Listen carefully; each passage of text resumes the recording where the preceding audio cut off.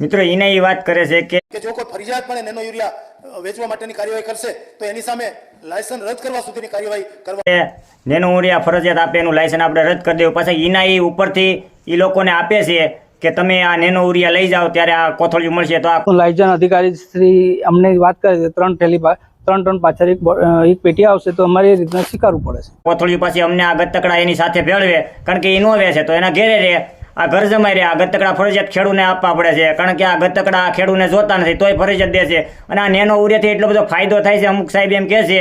તો એ સાહેબને એમ કહી તો ખેડૂત માગતા થઈ જાય કે ભાઈ અમને કોથળી નથી જોતી ને આ બધા ગતકડા આપ્યા કરો અમને. મેં એક વિડીયો શેર કર્યો હતો કે આ ગતકડા માટેનો યુરિયા સાથેનો. તો આ ગતકડાવાળો વિડીયો લોકોએ 1.3 મિલિયન લોકોએ જોયેલો છે, 30,000 લાયકો છે. કારણ કે ત્યારે જ એ લોકો પસંદ કરે છે કે વિડીયો જ્યારે ગમતો હોય અને સાચો હોય તો જ લોકો જોતા હોય છે.